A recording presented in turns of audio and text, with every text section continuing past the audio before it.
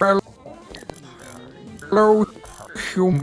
Hello and welcome to Rock Paper Shotgun. Now we've successfully made it through 1 month of 2020. That's 1 whole month of kicking alien birds, cooking virtual shepherd's pies, and ganking zombies with screwdrivers. We've played loads of great PC games this January, so I thought I'd get the RPS video team to pick some of their favourites. Here are our best PC games of January 2020. You'll find links to more videos and info about them in the description. And why not share your top games in the comments? And do subscribe to the channel while you're here and make sure to select the little notification bell. Now, let's get going.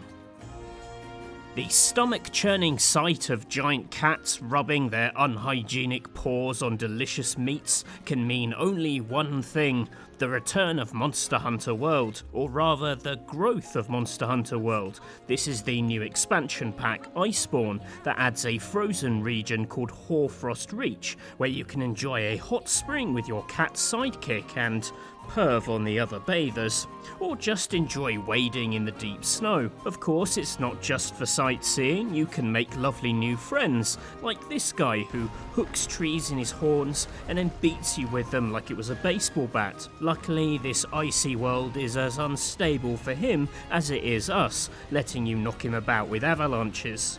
Really, the appeal of Iceborne boils down to, or should that be freezes up to, more monsters. Whether it's the new faces like the horrible Tigrex here, or some absolutely brutal new variants of existing monsters. Yep, even the things you've killed tens of times now hide surprises for seasoned hunters. It makes sense, as this is aimed at experienced players, adding master rank quests that you need to be hunter rank 16 to access. So it's a shot in the arm for a game that has already eaten hundreds of hours, with lots of new threats ready to destroy you, not least of all the diarrhea you get from eating anything touched by this cat.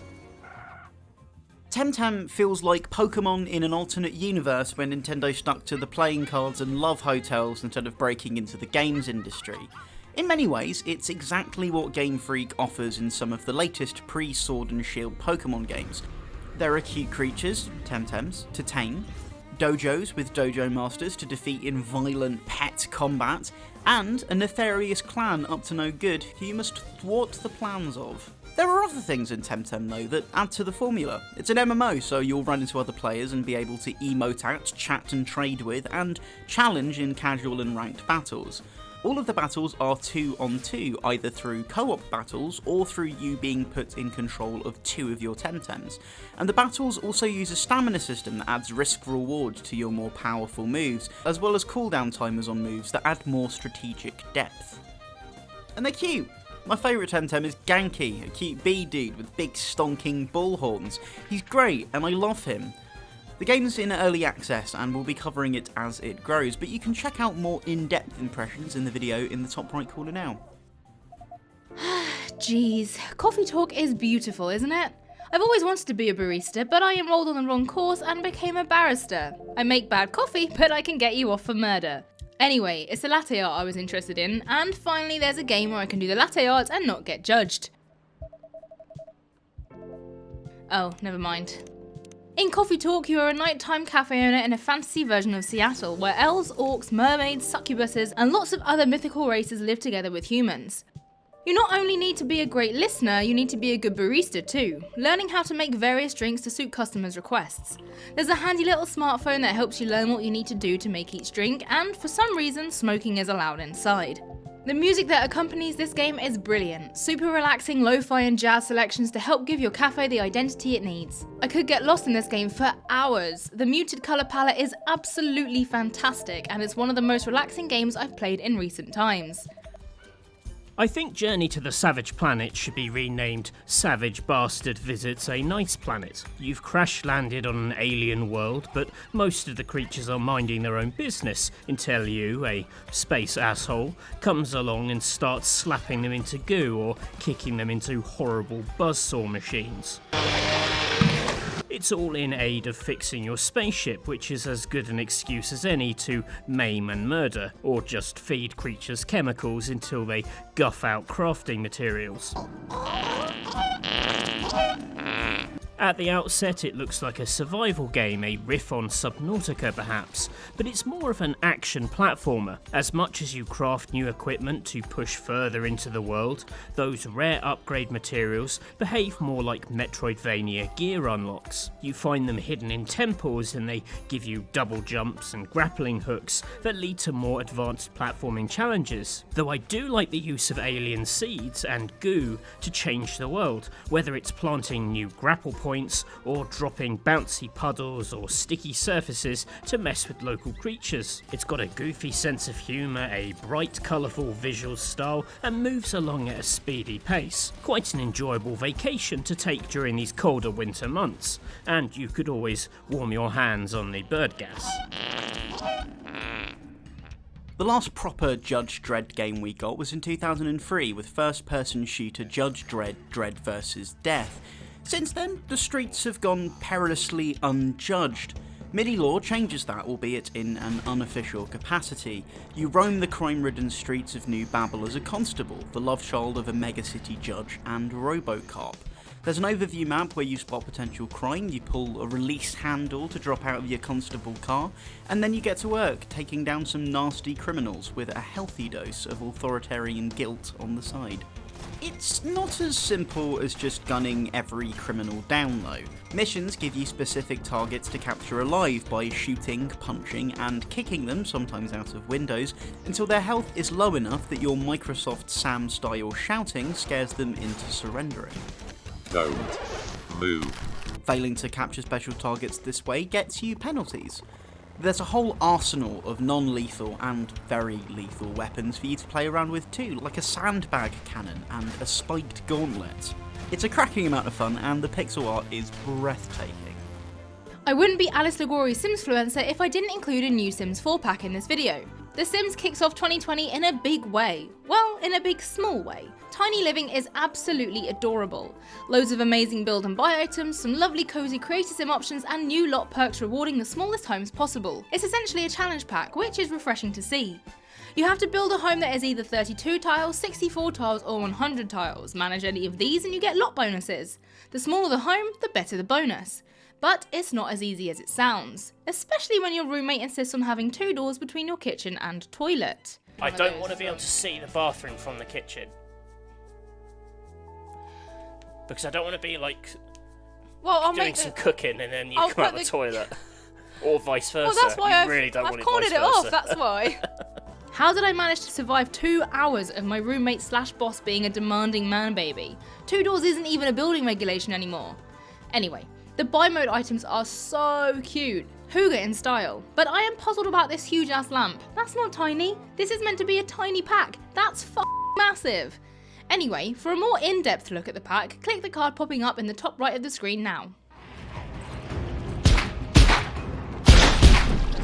I was expecting The Walking Dead Saints and Sinners to be a naff virtual reality tie-in, some kind of shooting gallery with comic book assets. Instead, it's a fleshed out survival adventure with mild elements of the immersive sim, you know, your sort of Deus Exes, etc. As you are placed in small sandbox levels and given a total freedom of approach as to how to tackle them, whether that's creeping up a drain pipe and hopefully not dropping your gun in the process, or just running around like a madman with a gun in one hand and a dagger in the other. Of course, as much as I like the mission structure of the game, the real appeal is smacking zombies about with some full-blooded motion control, grabbing an axe with 2 hands to bury it into a skull, or grabbing a walker with one hand while jabbing a screwdriver into its chin with another. It's really meaty stuff. Oh, and there's plenty of fun touches like breaking a bottle into a makeshift shiv, or popping a spare cigarette into your mouth,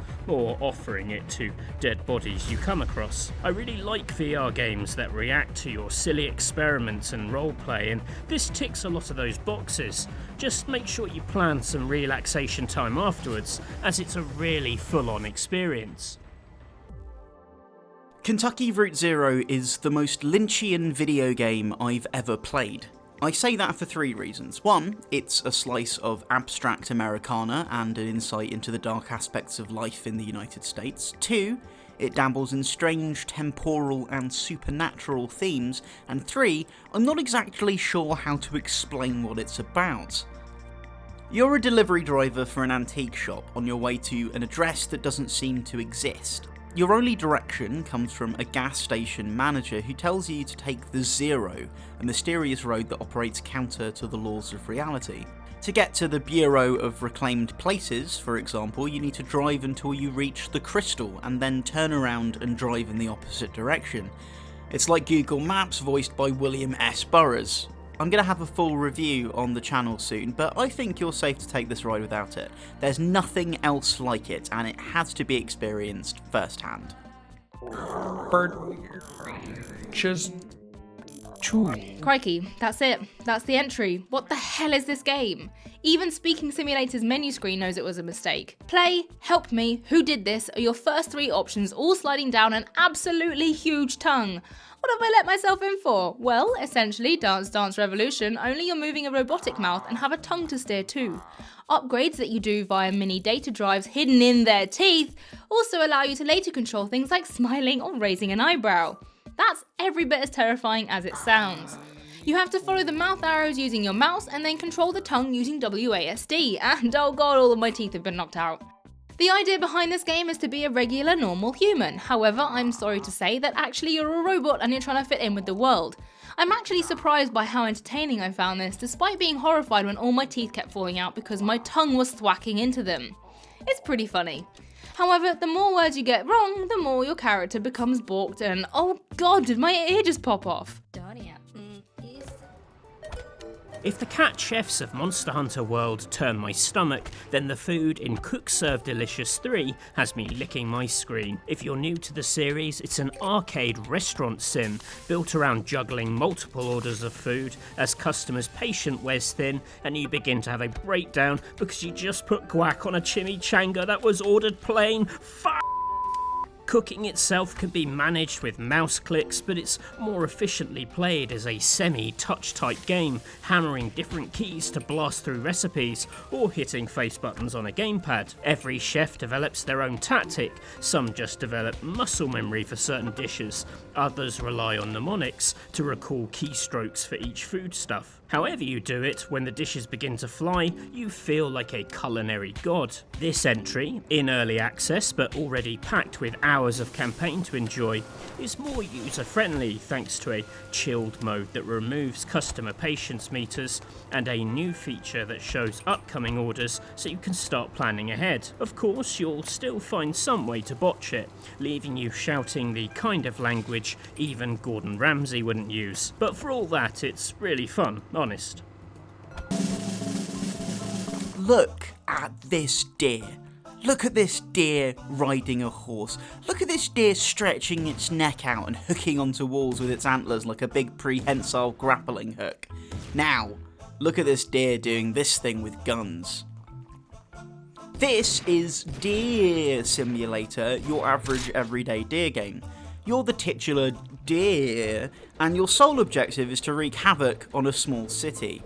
You can topple buildings by repeatedly kicking them, drive vans on loop-de-loops, and ride this giant violent zebra that's sat on top of a skyscraper. As you deal more damage, you'll alert the police force, which consists so far of some sheep constables, polar bears with cop cars on their backs, and rabbits with Nerf guns. My favourite thing to do, however, is enter dash mode, which makes the deer do a tactical roll and become bipedal, sticking out its arms like some hench brute and running about on its back legs with some visible speed movements that make you look like a fucked up reimagining of Sonic the Hedgehog. It's an early access, and that's all Deer Simulator is at the moment, but I'm obsessed with it. I need more, and there's more coming. In the meantime, I'll watch the game's Steam store page like a deer in headlights. Sorry, deer in headlights. The White Door is part of the Rusty Lake series, a series of games that belong in an eerie and surrealistic world. This particular game is about a guy who wakes up in a mental health facility. You play as Robert Hill and you have no idea what he's doing there, and nor does he. The world is mostly black and white, and every night when you dream you have a flashback to what life was like before, while the world is in full colour. Robert is in this one room, and every new day gives a new piece of information as to who Robert is. You have to go through the monotony of following a checklist every day: wake up, eat breakfast, wash your face, have a checkup, do a memory test, and then have a session of doing a recreational activity. It's a point and click where you have to get Robert to certain places and then help him finish tasks. Sometimes that means being rejected over coffee, getting fired, helping Robert brush his teeth, or figuring out various puzzles. The split screen style of the art and the soundtrack all make it easy to become immersed in Robert's world, despite it sounding pretty dull and boring. But learning more of the reason why he's in this facility and going on the journey of rediscovery with him is really exciting.